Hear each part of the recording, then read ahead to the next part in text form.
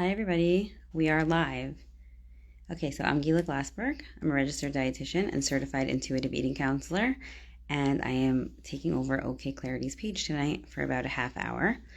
And the topic that we are going to try to cover tonight is something called reject the diet mentality. Sorry, I'm just distracted by the words on the bottom of the page. Reject the diet mentality. And some people also call it reject diet culture. And this is the first principle of something called intuitive eating that I spoke about a week or two ago on this page. And you could scroll down and see it on my page or here on OK Clarity just to get filled in a little bit about what intuitive eating is in general. So the way I really like to explain reject the diet mentality is that you first have to understand what is the diet mentality or what is diet culture, right? So actually, Evelyn Tribole, one of the authors of Intuitive Eating, I did some supervision with her, and she explained it to me. The way that I try to explain it to clients is that it's really that session or two when I work with clients is that we're really just unpacking your diet culture history. So oftentimes I start with that question, like, what's your earliest childhood memory around food? What was the culture like in your home around food? What were people talking about other people's bodies? Were people talking about the way that other people ate? That's all something really important to explore together and see like the timeline. Like if you're 30 years old and you were put on a diet when you were 10, or your mother was constantly looking in the mirror and like berating herself or talking about how fat she was or how ugly she was, like that type of stuff. So we have to remind ourselves that that's been 20 years or 30 years or 40 years or 50 years of reinforcing that belief system. So diet culture is the collective voices in our head and the collective belief system around dieting, that thin is best and fat is bad, that there are good foods and there are bad foods. And even like to take it another step further is that if you eat good foods, you're good, and if you eat bad foods, you're bad, right? So it's just really, really important for you to see, even now, if you want to take a minute and you could share it in the comments, like what has been your diet culture history. I often do share it with clients, and I would love to share it tonight on my own story, which I could share really briefly, but maybe on another live I'll go more into detail. You could also check it out on my podcast, Get Into It with Gila, so I share a lot about my story there. But I grew up in a family of 9. I'm the fourth, and my mother wasn't really making sure that we ate quote-unquote healthy food. She just made sure that we ate, and I didn't really feel like I shouldn't or should eat food. I just ate when I was hungry, stopped when I was full until I went to high school. I boarded away from home, and my friends were all talking about dieting and how horrible it is to be fat, and like you can never ever think about eating pizza, like that's horrible. And I of course like hopped right on the dieting bandwagon to try this diet and fail, quote unquote, try that diet and fail, and then always gaining more weight than I lost and just feeling horrible about myself. And that's why when I heard about intuitive eating and rejecting the diet mentality, I was like, yes, I definitely want this. I don't want dieting to take over my life. I don't want to talk about dieting all the time. I don't want it to be so like important to me or so, part of my day-to-day living. Sorry, I'm distracted by my text that I thought I turned off. Okay, so I do have some questions that I want to answer, but the first thing I want to give you as a tool is actually, first of all, this is the intuitive eating workbook. So if you're not ready to work with an intuitive eating counselor, or you just feel nervous to invest the time and money, I always recommend getting the book Intuitive Eating, the 4th edition, or the workbook. So in the workbook, there's a worksheet that asks you to explain your dieting history. So let's say your age, reason for starting the diet, type of diet, how long did you stay on the diet, did you lose weight? If you did you keep it off? How long did you keep it off? And did you regain the weight? And if there's anything else you wanted to share, right? So there's a whole bunch of spaces that you could fill in, right? So oftentimes clients will say to me when they're going over their dieting history, they'll say like, oh, that diet, that worked the best, or that diet, that worked the best, right? Like, let's say it was a diet where they were restricting carbs, and they're like, yeah, that worked for me. I'm like, okay, so explain to me what worked for you means. And when we look over their whole history of dieting, we could see that that's the diet that they were restricting carbs. That's the diet that made them start binging on carbs and being a quote unquote out of control with carbs and feeling like they're, food addicts and they can't stop eating carbs. Or like, let's say Weight Watchers, right? So I hear this a lot, that people who have used the point system, they can't get the points out of their head. So even if they're not actively on Weight Watchers, they're always calculating the points in their head so that if they're if they're like out to dinner with friends or at a family party, they're like kind of like subconsciously almost like how many points did I eat today? Should I eat this? Should I not eat this? And Weight Watchers rules are always changing anyways, but that's just important for you to see, for me to see also as the clinician and somebody who's going to be guiding the sessions, but it's important for the clients to see. I always refer back to that first session. And then another worksheet that I love is an inventory of how dieting has interfered with your life. So just taking a moment to realize how dieting has really negatively impacted your life. So just a few simple things I'll read from the worksheet are physical symptoms, like most people gain more weight than they lost, blunted metabolism, excess craving for carbs. Social symptoms, eating differently when you're around other people. You compare your food to other people when you're at a meal, which is just really annoying. Psychological symptoms, I worry about my eating, I have strict rules about eating. And behavioral symptoms, if I break a food rule, I eat even more of it. So this is like a whole worksheet, but I'm just giving you some ideas. So you just get, a part of the rejecting the diet mentality is the way that I like to explain it, is that you're in a dark room, and when you walk into the room, you now have a flashlight, and you're not really doing anything about it yet, but you're just sort of like shining the light on something that you want to learn about. So that's like the diet culture, the diet mentality. So I always say that you don't reject diet mentality once or twice. You're constantly rejecting diet mentality. So let's say you're really working on this principle, and you're really realizing like, wow, ever since I was 15 years old, I've been afraid of carbs because one of my friends told me that she gained so much weight and then her boyfriend broke up with her, right? So it's like, then you reinforce that message in your head, and you continue to reinforce that message in your head. And then when you feel like people don't like you, you feel like it's because you eat carbs, and then you just continue to reinforce those messages in your head. So once you kind of have shed a little light on that, and you have some awareness, you start to realize, like when you're out with friends and you're thinking, should I get pizza or a salad? And you have that anxiety or that diet culture voice in your head saying, oh my God, pizza's going to kill you, you're able to actually say to yourself, say to a friend, this is diet mentality. Or let's say just like really simple things that I hear so often is that like you're out with friends and everybody's like talking about what they're going to get on the menu, and then let's say now it's dessert, and somebody's like, hey, should we get a cake to share? And somebody's like, oh, I don't eat that, it's so bad for me, right? Like that's diet mentality. So like you don't have to say that to your friend, because like you don't have to be the intuitive eating police, but just to say it in your head, maybe like, oh, there goes diet mentality again. So it is hard to reject diet mentality. What could I say? We live in a world that is obsessed with dieting and weight loss and the thin ideal, and I'll say that over and over again, but it is possible. And the more that you sort of like familiarize yourself with intuitive eating accounts, reading the book, listening to podcasts, really learning about it, you'll start to see like a shift. Like even one important thing, just like a practical takeaway, is that like if you follow a lot of people on Instagram, I guess you have Instagram because you're here, and you notice that your feed is filled with only really skinny women, then you might want to try to diversify your feed, just for you to see like, oh, bodies come in all shapes and sizes. It doesn't mean that if you're skinny, you're pretty, and if you're fat, you're ugly. Like you could see all different types of bodies, and they could all be good, beautiful bodies, right? So that's a little bit about rejecting the diet mentality, and I'm gonna try to answer a few questions. So I felt like some of the questions more lean towards rejecting the diet mentality. So I'm going to start with that, and if I have time, I'll continue. Okay, so this is really a great question. While I refuse to go on a diet, quote unquote, in a traditional sense, I struggle a lot with psychological restriction, which I impulsively ignore in a self-destructive cycle. How can I engage in health-promoting behaviors without actively activating all my fat shame? That's like a really layered question, and I'll try to break it down as best as I can to explain for the purpose of this live. Okay, so number one, while I refuse to go on a diet in the traditional sense, like let's just stop there for a second.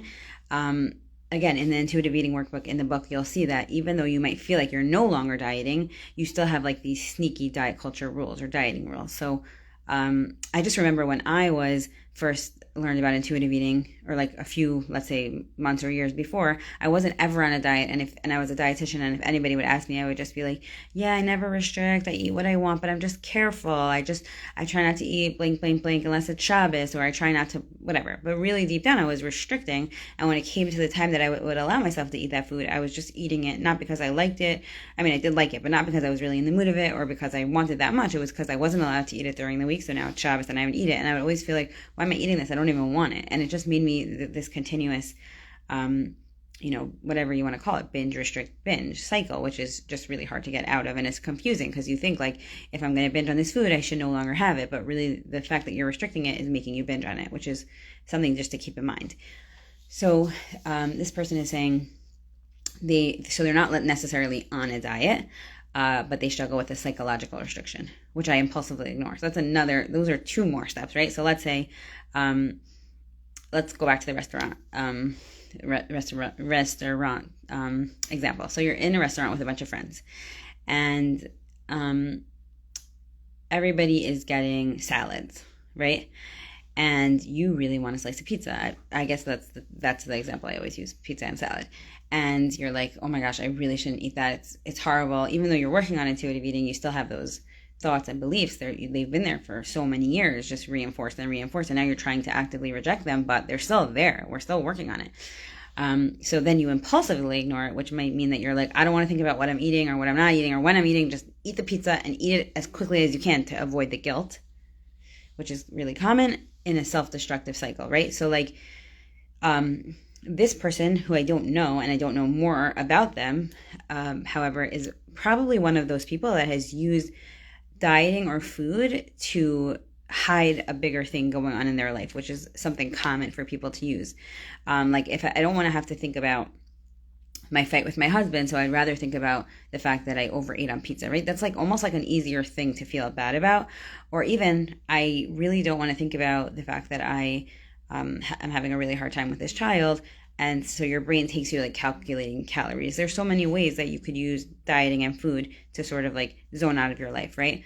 So this is probably like a really hard thing to do, but I would say that what I try to get clients to do often, and this is more than the rejecting the diet mentality principle, there's a lot of other principles going on, which they are all kind of intertwined, is that this person probably has to have time and space to allow themselves to feel their feelings and feel their emotions, which I just think is like, I'm not a therapist, but I just think that that's one of the most powerful things that we could teach people, is that feelings aren't dangerous and feelings are actually helpful, and emotions get us into motion, and they're here for a reason. And when we feel something like guilt or shame, which is so painful to feel, but we let ourselves feel that feeling, like we actively feel that feeling, we sit in it, like, wow, I noticed that I'm having a thought that I really want to do intuitive eating and I believe in it, but I also really feel horrible when I eat pizza because I know somewhere in my head it's forbidden because it's been forbidden forever, or my friends will judge me, or whatever it is. And even again, just shedding light and making awareness, and maybe you won't be able to do this in the moment, and it will just feel really overwhelming in the moment, and you won't have access to that tool because you're with your friends, and it goes so fast when you're at a restaurant and you have to make that choice, right? But maybe something important to notice, let's say you're looking over your day, or maybe you're journaling, or maybe you're just sometimes thinking about the process of your day, and you might think, oh, okay, so now I know that when I'm out with friends or whenever there's certain food that has been restricted for a long time, I'm going to have this trigger that I'm going to want, that I feel maybe like guilty, or I'm psychologically restricting, and then I just eat it anyways. I'm going to have to come up with a tool for that. So it doesn't mean like you pushed it away. It doesn't mean that you ignored it. It just means that in the moment, you might have to learn to sit in the emotion, which that's part of intuitive eating, learning those skills. And maybe later on thinking, okay, I need to know for next time how I'm going to stop myself before making that choice. Or maybe I even want to look at the menu before I go to the restaurant and try to make a decision, because I know that in the moment it just feels so overwhelming and scary. Or maybe you're not going to a restaurant and it's just at home, certain foods. You need to kind of come up with a plan to figure out like these foods trigger me, this situation triggers me, and how can I get past that? And that could be something that you work with a dietitian and or a therapist to really figure that out. But that's really good question. And part of that is, how can I engage in health promoting behaviors without activating all my fat shame? So I'm assuming that you mean food and some form of food, exercise, sleep, taking care of your mental health when you say health promoting behavior. So one of the biggest mantras of intuitive eating is that weight is not a behavior, right? So weight is not a behavior. People do not behave fat. That's not the way it works. Even though we all think that when we see a fat person, I mean, I hope nobody here thinks that, but we probably all do think that because it's 2023. You see somebody on the street and you see a fat person and you might automatically think that person's lazy and that person doesn't care about themselves and that person is not engaging in any health promoting behaviors. Although when we see someone stick thin, right, even if she's drinking alcohol and doing drugs and doing really unsafe things, in our head, we automatically think, oh, that person must be very healthy, right? We obviously don't know how healthy somebody is just by looking at them. So that's important to know, that weight is not a behavior and that intuitive eating is all about engaging in health promoting behaviors. So taking the focus off of the weight, which we can't really control and is not a behavior, and focusing on things that we can control.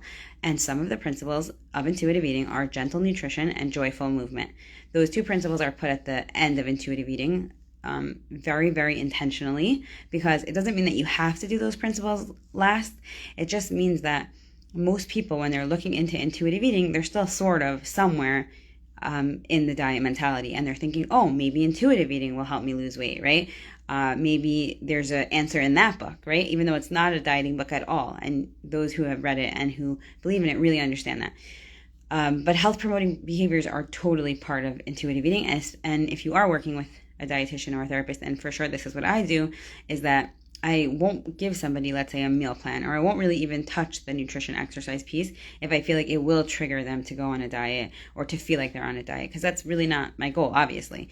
But after a few sessions or a few weeks or however long it takes the client, or maybe they did some of their own learning through reading and podcasting and all those things that I said, I might say to them, okay, so are you ready to work on gentle nutrition? Let's talk about how many fruits and vegetables you're eating. How about whole grains? Are you eating enough? Are you eating frequently enough, right? Like, all those things are important, which so many of us already know because we've been dieting for so long. But of course, those are health promoting behaviors. Or let's talk about joyful movement. What did you like when you were a kid? Is there any movement that you like now? Is there any movement that you like then? Is there something that you're willing to try? Those are all part of health promoting behaviors. Are you sleeping enough, right? That could affect your health on so many levels. How are your relationships? Do you have adequate boundaries?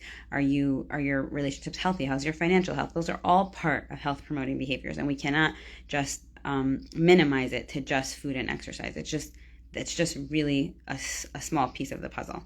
And they all kind of play off of each other. So if you're just focusing on two and not the others, it doesn't really help you in the grand scheme of things. So that means that you can engage in health promoting behaviors without fat shaming, right? Like, I could say that I'm going to go to my spin class tomorrow, and that's a health promoting activity that's really good for me physically and emotionally, but I'm not thinking to myself, I'm so fat, I better get to the gym. So you could totally separate those things, and you're probably not the only person wondering that, because I think people get stuck on that with intuitive eating. Okay, if you're here and you want to ask me more questions, go for it. There's a few more questions, and I have 12 more minutes. So I like this question also a lot, and here's the question. If a child hears a comment from grandma such as, carbs are bad for you, or don't eat that, there's too many carbs, how to deal with that at home, and talk to your child about it. So also a great question, and also definitely has to do with the diet mentality and what we consider diet mentality and what we bring into our home. So for these types of questions that I'm dealing with clients, is I kind of want to zoom out of that one question and think about it more like a more broader perspective of what your value system and what your beliefs are in the home. Whether they're about food and about body image and about body shapes and sizes and about, let's say, religion and about cleanliness and about health in general, right? How do we deal with that in so many areas of our life when there are people who we love in our lives and who are not raising our children, but they want to give their opinion about things, and they might even teach that to our children? We have to come up with certain ways to deal with that. So obviously not everything requires the same thing, but if you want to think about it under that umbrella a little bit, oh, my kids are going to be exposed to other things that I might not necessarily have given them, but they will learn it. Even dieting, diet mentality, right? Like let's say you're being so careful not to body shame, and you're being so careful not to talk about food in terms of good or bad, and you're like really, really working on those things. And then your child goes to somebody else's house and she comes home saying, oh my gosh, that mommy doesn't let her eat snacks. She says it's going to make her fat. My opinion, and the way that I try to teach this to clients, I really strongly believe this, is that I don't think that you should jump on the child and say, oh my gosh, that's so not true. Why did she say that, right? Just like if it was anything that you didn't believe in. Like, let's say the person would come home and say, like, you'd be really, really, really careful that your child, I don't know, wears floaties in the pool, right? And then she comes home and she says, I went with my friend to this place and she said I don't have to wear floaties in the pool, right? I want you to think about it for a second and say, like, take a deep breath and assess the situation. Your child's young. Maybe you don't know all the pieces. Maybe you even need to talk to the other mother.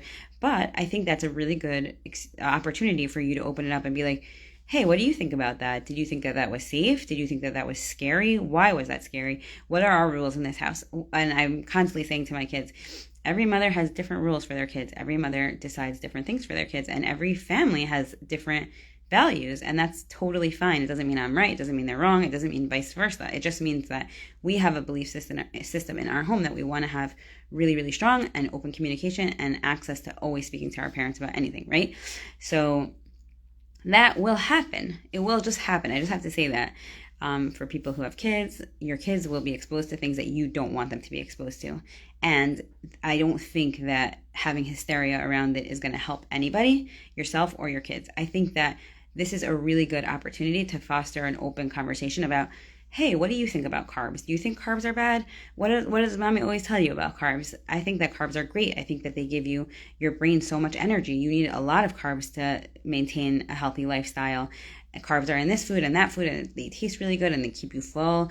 And there's different types of carbs, right? So it doesn't mean that you have to like just shoot down that question or be so nervous. I understand why you'd be nervous, but I think that we have to it's more like prevention, like just thinking how I want to have like a healthy home and how I want to have an open home and how I want to make sure that my home is really working based on my value system. I hope that makes sense. And if you have any questions, feel free to ask regarding that answer. Okay, 1 second. I'm going to just, because we still have a few more minutes, I'm going to read this question if it's helpful. And I'm going to also say that I'm not 100% qualified to answer, but I will read it. Okay, as someone struggling with OCD, if I would want to learn intuitive eating, I would have to reject the diet mentality over and over again, each time it comes into my head intrusively. Would that be correct? So if somebody's struggling with OCD, obviously you should be working with a therapist who specializes in OCD. And I think that if you are working with somebody, with a therapist who specializes in OCD, it would be great to also be working with somebody who is trained in intuitive eating. But that probably would be something that you're going to have to collaborate with your dietitian and your therapist, how to go about that in the best way. But yeah, let's say OCD or not, like I said before, most of us will continue to have diet culture voices in our head, diet culture beliefs that we're actively trying to reject. And I think that like one of the most important themes throughout intuitive eating is really self-compassion, self-care, self-love. And I know that might sound like kind of fluffy, but I really truly believe that when we like berate ourselves and scream at ourselves and shame ourselves, I could say almost with a guarantee that that's for sure not going to help us. So I feel like I'm constantly saying to clients, like, give yourself grace and self-compassion. Like you, for 20, 30, 50, 100 years, you've been told that fat is bad, and you've been told that carbs are bad, and you really believed it for 20 years, and you even davened, you prayed that you would lose weight, and you wrote in your journal every night that you would lose weight, right? And you told it to your kids. So you can't expect that from like doing a few sessions or reading a book or listening to a podcast is going to change your entire belief system that you believe so strongly. Do you even whether you have OCD or not, do you actively have to like shed light on that thought and be like, hey, what am I thinking right now? Where did this thought come from? Do I like this thought? Do I want to reject this thought? Okay, right now it's really hard for me to reject it because everyone in this room really believes that. But I know that I could take this to my therapist tomorrow. I know that I could breathe and meditate on it later. Like this whole process of intuitive eating is really just cultivating powerful tools and skills around around boundaries, around eating, around how you really want to feel about food and how you don't want to feel about food, how you want to pass that on to your children, so that there's so many layers to intuitive eating, and it's amazing. I've heard so many clients say that intuitive eating could really lead to intuitive living, and I personally feel that. So I answered a few of the questions. There's still a few more that I'm not going to be able to answer fully, but I am going to be coming back on next Monday night at 6 o'clock, so you could submit your questions. And it's so fun to have you guys here. If you want, you could share a comment before I log off if you want me to answer it for like 1 or 2 more minutes, but I don't see anything. Okay, so I'm going to say good night, and thank you so much for joining. Have a great night.